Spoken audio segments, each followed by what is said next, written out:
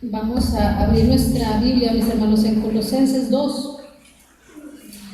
Esta es una epístola. Fíjense algo bien importante, que Pablo no fue el que fundó la iglesia de Colosas.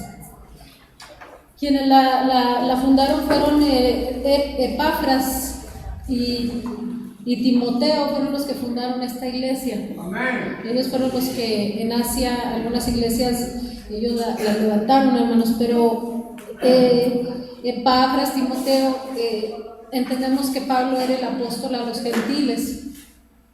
Y en esta situación que está ocurriendo en ese lado de Asia, ellos mandan a preguntarle a Pablo qué hacer sobre este asunto que los está inquietando. Amén. Y entonces esta carta la envía Pablo a través de Epafras y de Timoteo, mis hermanos, a la iglesia de Colosas.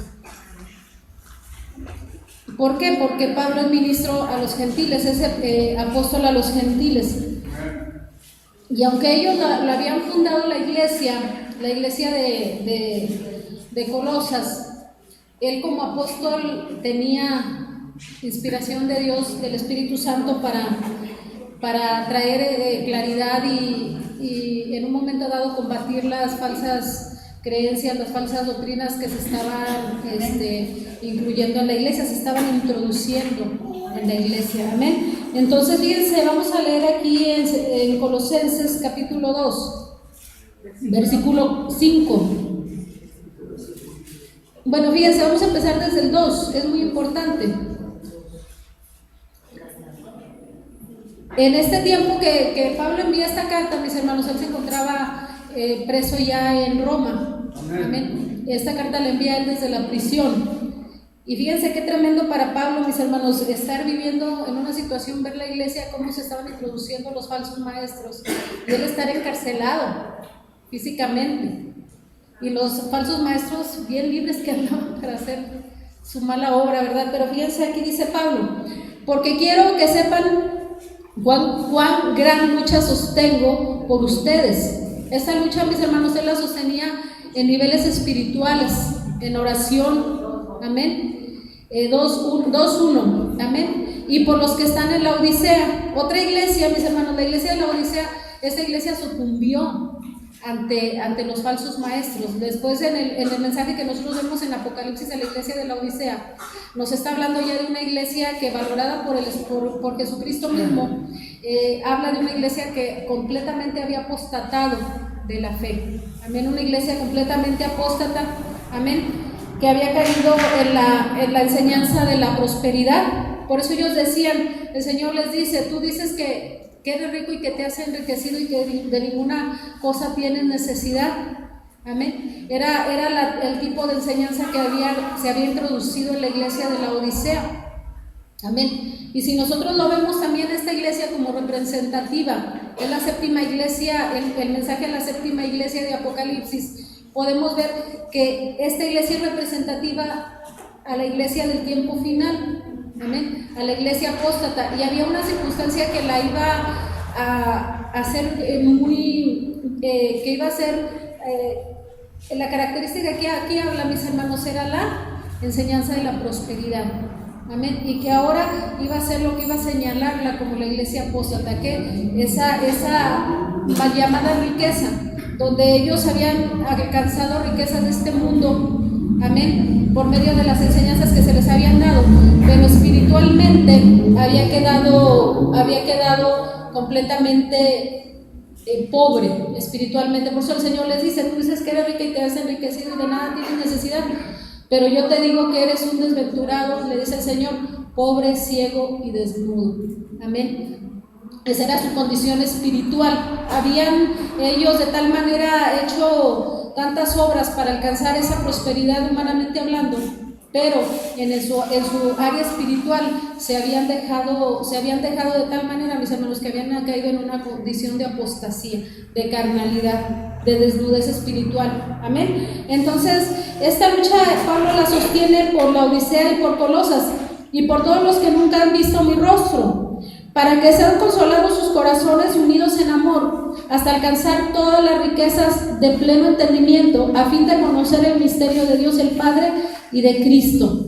Amén. ¿En quién están escondidos? ¿En quién están escondidos?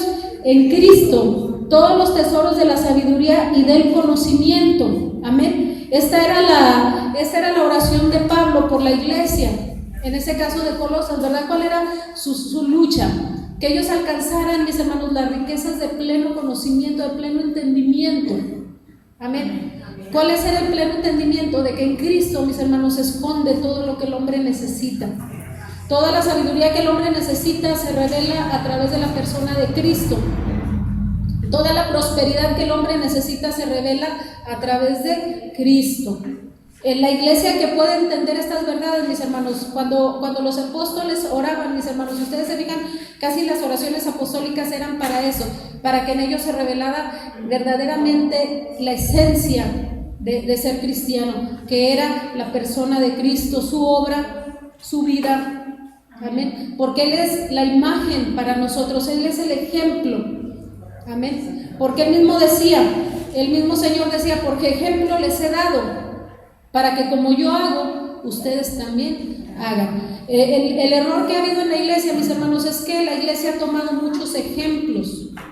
Amén. Y de tomar muchos ejemplos, aparte de Cristo, mis hermanos, es lo que ha traído a la iglesia caer en error, caer en enseñanzas falsas. Porque hemos tomado como ejemplo a los antiguos. Amén. Hemos tomado como ejemplos a los padres de la iglesia modernos también, a sus tradiciones, ¿verdad? Lutero, a Calvino, a Juan Wesley, a muchos que se levantaron como padres, que en su tiempo ellos se levantaron, el Señor los levantó con un propósito en la reforma de la iglesia. Pero la iglesia quitó sus ojos del único en el que están escondidos todos los tesoros, que es Cristo, de la sabiduría y el conocimiento, y las empezó a poner en los hombres. Y eso fue de algún modo, mis hermanos, lo que trajo la ruina a mucha iglesia, ¿verdad? Por eso Pablo aquí en su oración apostólica, él dice: oro para que a ustedes se alcancen las riquezas de pleno entendimiento, de una comprensión completa de quién es Cristo. Nosotros decimos, pues Cristo es Dios. Amén. ¿Podemos llegar a tener un pleno entendimiento de quién es Cristo? Sí podemos. Aquí la palabra lo dice, que podemos llegar a ese pleno entendimiento. ¿En qué áreas? En las áreas que a nosotros nos competen, que es la salvación. Amén. En esa área nosotros podemos alcanzar el pleno entendimiento de qué fue lo que nos fue dado para poder nosotros alcanzar la salvación que es en Cristo. Amén. Eso es lo que Dios revela. Si ustedes se fijan en las enseñanzas apostólicas, lo que Dios está revelando es la salvación que es en Cristo Jesús. Es lo que a la iglesia le compete saber.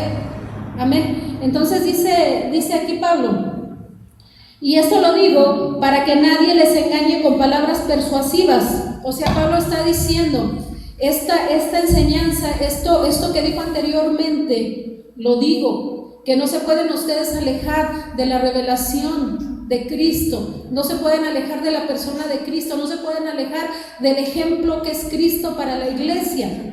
Si a nosotros estábamos hablando la vez pasada, ¿para qué nos pueden servir los 4 evangelios de Cristo, del ministerio de Cristo en la tierra? Nos pueden servir para conocer la personalidad de Cristo, para conocer su carácter, para ser como Él hizo, para amar como Él amó, para vivir como Él vivió.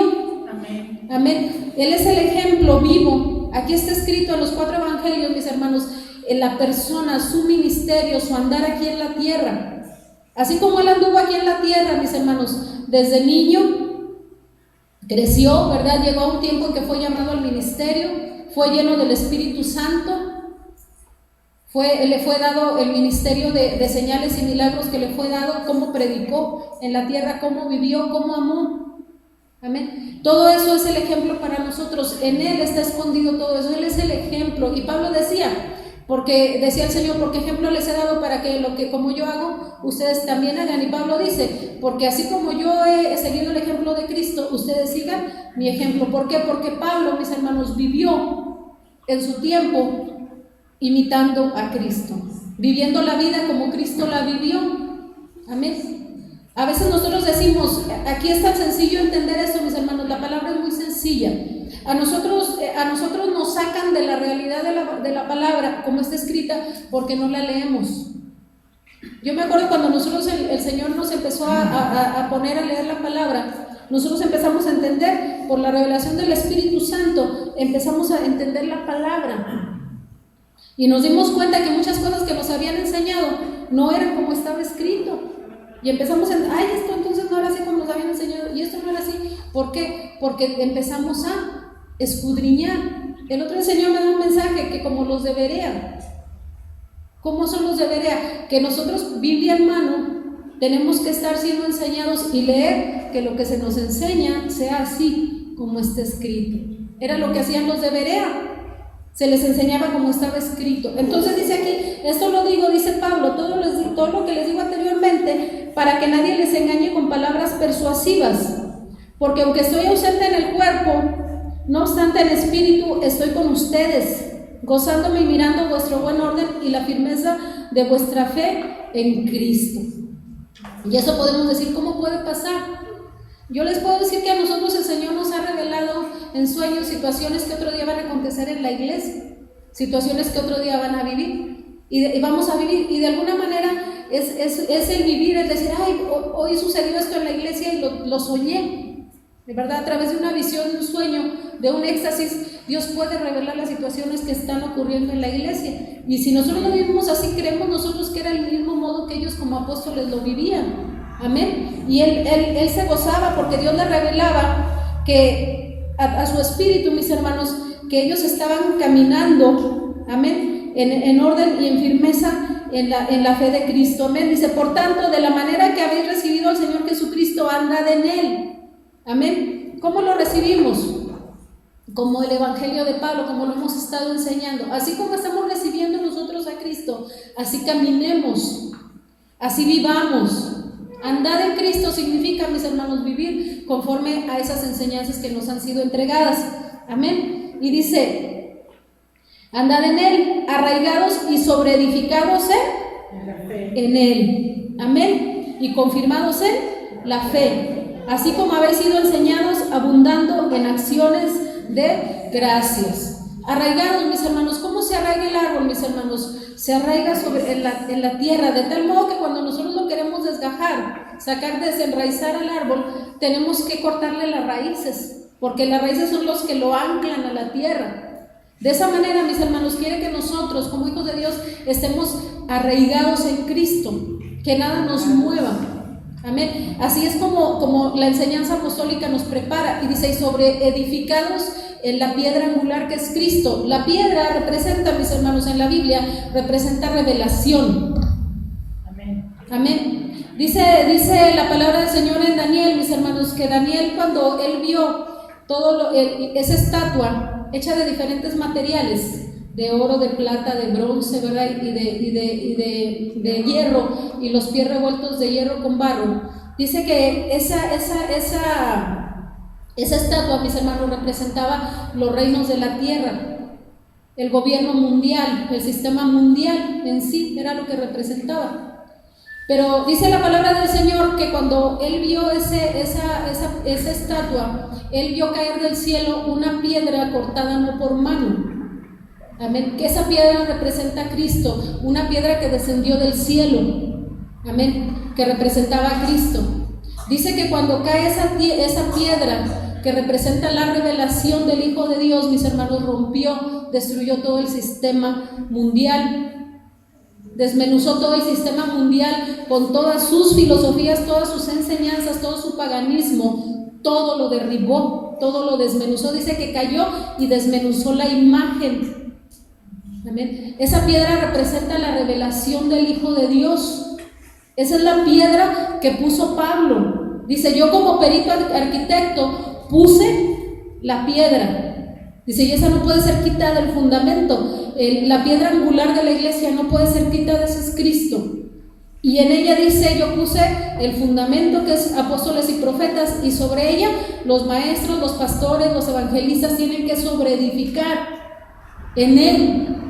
Amén. Entonces, la revelación, mis hermanos, verdadera de Cristo, como la hemos aprendido aquí, es la que a nosotros nos hace, mis hermanos, que podamos ser libres de todo el pensamiento humano en la tierra. es la que desmenuza todo el sistema mundial con todas sus enseñanzas, sus filosofías, sus formas de vida. Por eso la iglesia tiene que estar edificada sobre esa roca. Amén. Entonces fíjense lo que dice, así como habéis sido enseñados, abundando en acciones de gracias. Mirad que nadie les engañe por medio de filosofías y huecas sutilezas, según las tradiciones de los hombres, conforme a los rudimentos del mundo y no según Cristo. Amén. Y esto aquí nosotros lo podemos ver, mis hermanos, y encierra verdades bien tremendas este solo versículo. Miren que nadie les engañe.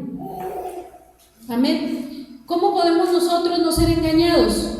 Cuando alcanzamos las riquezas de pleno entendimiento.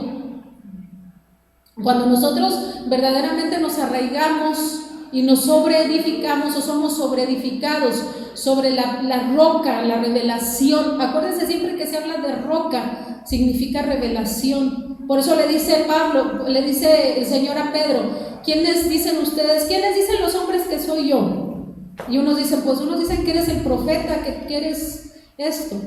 Y ustedes, mis discípulos, con los que yo he vivido, con los que yo he compartido, a quienes yo les he enseñado, ¿quiénes dicen ustedes que soy? Y le dice Pedro, Señor, tú eres el Cristo, el Hijo del Dios viviente. Esa es la roca sobre la cual nosotros somos edificados, la revelación de que Él es el Hijo de Dios. Y le dice, bienaventurado eres Pedro, piedrita, que vas a ser sobreedificada sobre el mar de roca.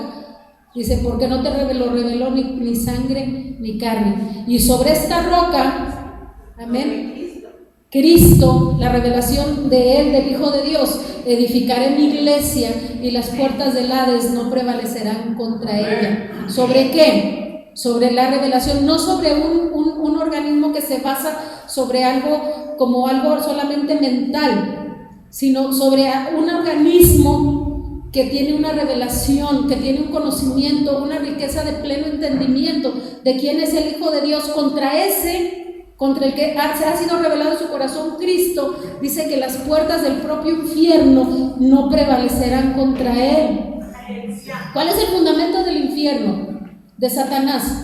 Dice el Señor que es la mentira, porque dice el Señor, porque yo soy la verdad, el camino, la verdad y la vida. Dice, pero hay uno que se llama, que es padre de mentira, que habla de lo suyo. Dice, habla de suyo, habla mentira. ¿Por qué es padre de mentira? Porque él inventó la mentira. Y nosotros tenemos lo que llena el infierno de almas, mis hermanos, es la mentira. Y en Cristo tenemos la verdad revelada. Entonces, nosotros tenemos la luz. Por eso dice el Señor, yo soy el Padre de las luces. La luz representa el conocimiento, pero no el conocimiento humano, terrenal. Habla del conocimiento que desciende de Dios. Y el fundamento del mundo, mis hermanos, es la mentira. Y contra eso es contra lo que la iglesia, las puertas del infierno, con toda su mentira, con todas sus tentaciones, no van a prevalecer contra la iglesia que se fundamente sobre la revelación de quién verdaderamente es el Hijo de Dios, de cuál fue su ministerio en la tierra, de cuál es el propósito. Dice Pablo, oro en Efesios 2, dice, para que venga sobre ustedes espíritu de sabiduría y revelación en el conocimiento de Él, para que puedan comprobar cuál es la esperanza, qué es lo que tienen que esperar, qué es lo que deben de esperar del llamado que Dios les ha dado, que Dios les ha hecho a través de Cristo. ¿Cuál es la esperanza? ¿Qué tienen que esperar como hijos de Dios? Yo se los voy a revelar, el Espíritu Santo. El Espíritu Santo lo dice, el Espíritu Santo revele cuál es la esperanza, qué es lo que ustedes deben de esperar en su caminar con Cristo. Amén. Entonces, esa es la oración de Pablo. Dice, ¿para qué? Dice, como hay sido enseñados, mirad que nadie les engañe por medio de filosofías. Filosofías, mis hermanos, hay muchas en el mundo. ¿Qué es una filosofía? Vamos, para explicárselo de una manera sencilla, una filosofía, mis hermanos, es un pensamiento, una corriente de pensamiento que quiere de algún modo mostrar al hombre cuál es el fin o su propósito. Esa es en sí una filosofía, porque cada filosofía que los hombres levantan o corrientes de pensamiento es lo que intentan enseñarle al hombre cuál sea su fin, su propósito por el cual está aquí en la tierra. Y cada quien, según su criterio humano, de acuerdo a lo que ha sido inspirado por el enemigo, ha creado filosofías, ¿sí? Hay quienes dicen que el placer es el fin del hombre por el que está aquí en la tierra. Hay otros que enseñan que el hombre vino nada más a sufrir, ese es el fin del hombre, sufrir. Hay otros que enseñan que el fin del hombre vino al venir a la tierra fue nacer, crecerse, reproducirse y morir y dejar de existir. Hay filosofías que enseñan que el hombre no tiene una vida espiritual, que no hay vida después de la muerte. Y ese tipo de filosofías, mis hermanos, tristemente se han empezado a introducir dentro de la iglesia, pero dicen que son huecas. ¿Por qué son huecas esas filosofías, mis hermanos? ¿Por qué son huecas? Porque están sustentadas nada más en cosas de pensamiento, en ideas, pero que no son comprobables científicamente, amén, que no se pueden comprobar, amén. Entonces dice Pablo, nadie los engañe, amén, por medio de filosofías y huecas sutilezas, amén, según las tradiciones de los hombres, conforme a los rudimentos del mundo y no según Cristo. Los rudimentos, mis hermanos, del mundo representan los usos y las costumbres, amén. Esos son los rudimentos del mundo. ¿Cuáles son los usos y las costumbres del mundo que se han empezado a introducir en la iglesia? El Señor ahorita nos hablaba, en estos días nos hablaba que las cosas del mundo que Él no plantó en la iglesia, Él las va a sacar. ¿Por medio de qué? De la luz. Está empezándonos a revelar, mis hermanos, cuáles son esas cosas que se han introducido y que nosotros, por ignorancia, empezamos nosotros a vivir, a llevar a cabo como una tradición. Entre ellas se encuentra, el Señor empezó a enseñarnos, mis hermanos, sobre las cosas, fiestas del mundo. Nos empezó a enseñar sobre la Navidad, nos empezó a enseñar sobre las fiestas mexicanas, sobre, como hablamos el otro día, el 14 de febrero, sobre el Día de las Madres. Empezó el Señor a hacernos entender la esencia de esos rudimentos que nosotros habíamos introducido a la iglesia. Los rudimentos, la esencia, empezó a traer la luz el Señor para entender que ese tipo de cosas paganas, de corrientes de este mundo, empezaron a introducirse en la iglesia. Y por medio de la revelación, porque la palabra, mis hermanos, la revelación no solamente se manifiesta a través de conocer nada más la palabra. Cuando la luz viene sobre el mundo, la luz de Dios viene sobre el mundo, Él revela todo lo que está en oculto, todo. Revela el pecado, revela la mentira, revela el error, revela la ignorancia. La luz viene, mis hermanos, y revela, pone al descubierto todo. Y el Señor nos da entendimiento para comprender y quitar de nuestra vida lo que no es conforme a su palabra. Porque todo lo que nosotros hagamos tiene que ser según Cristo. Amén. Todo lo que nosotros hagamos tiene que ser según Cristo. ¿Qué fue lo que a nosotros nos dejó estipulado Cristo? La Santa Cena. La Santa Cena nos la dejó estipulado Cristo. Entonces, todo lo que nosotros hagamos tiene que ser, de algún modo, mis hermanos, sustentado por la palabra.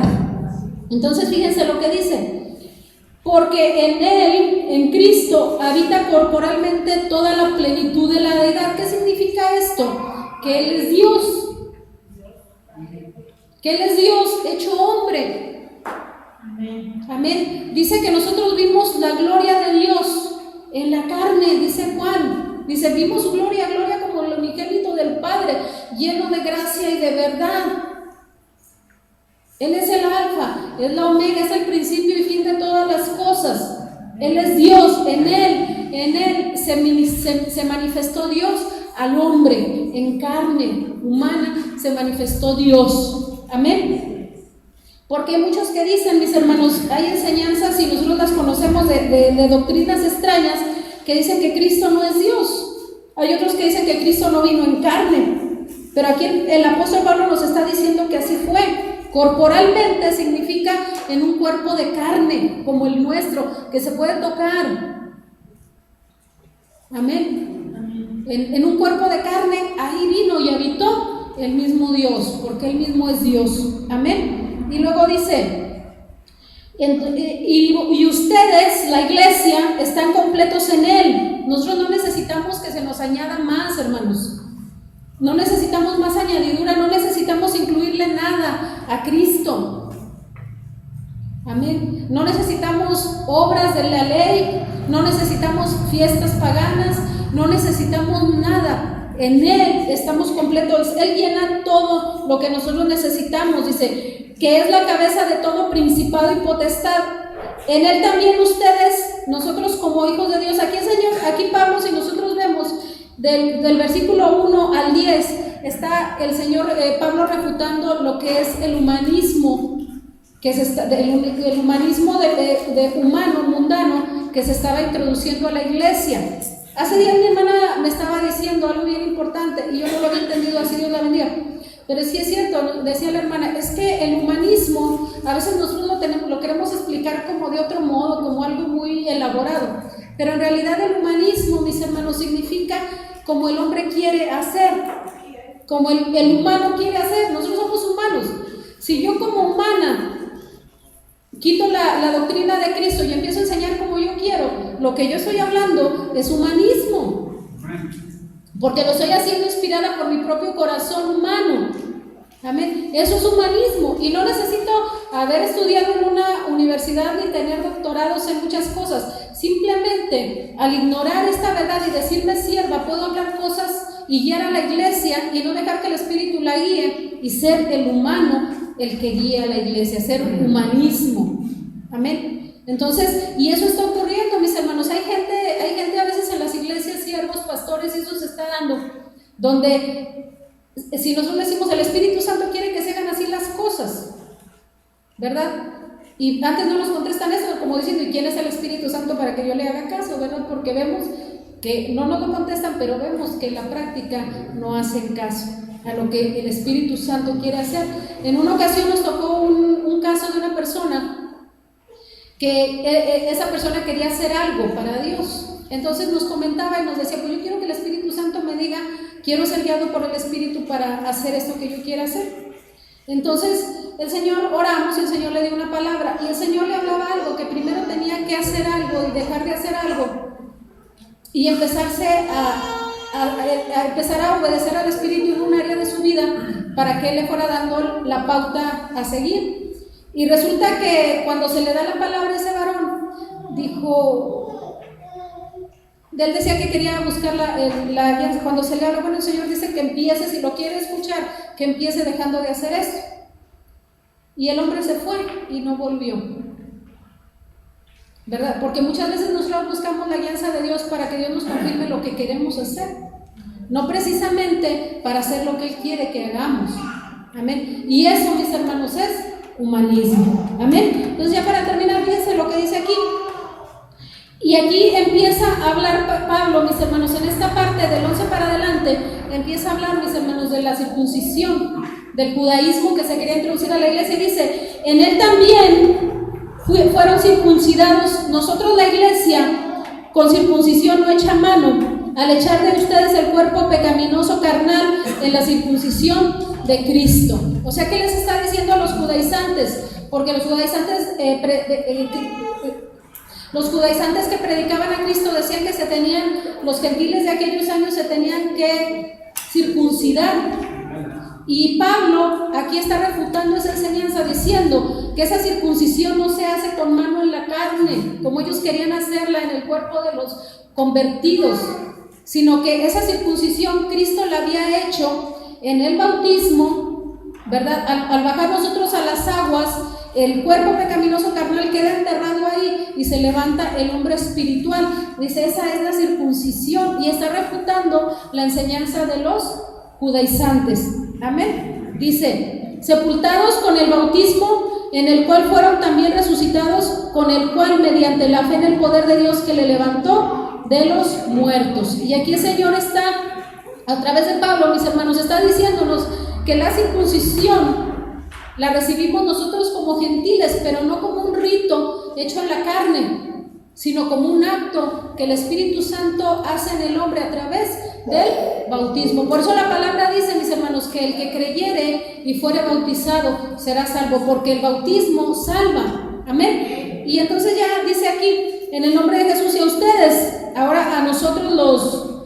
dice el 12, dice, en el cual ustedes también fueron resucitados con él, mediante la fe en el poder de Dios que le levantó de los muertos. ¿Cómo fue hecha la circuncisión en nosotros? Por medio de el bautismo y por la fe en Cristo. Por solo creer, mis hermanos, nosotros fuimos circuncidados en el bautismo. Amén. Y ya para terminar, fíjense lo que dice. Y a ustedes, nos dice a nosotros los gentiles, estando muertos en pecados y en la incircuncisión de vuestra carne, les dio vida juntamente con él, perdonándoles todos los pecados. Y luego dice a ellos, anulando el acta de los decretos que había contra nosotros, que nos era contraria, quitándola del medio y clavándola en la cruz del Calvario. Amén. Dice, y despojando a los principados y a las potestades. ¿De qué los despojó, mis hermanos? A los principados y las potestades el Señor. Los despojó de las almas que estaban aprisionadas, tanto las de ellos como las nuestras. ¿Cuál fue el botín que Cristo rescató, mis hermanos? Las almas.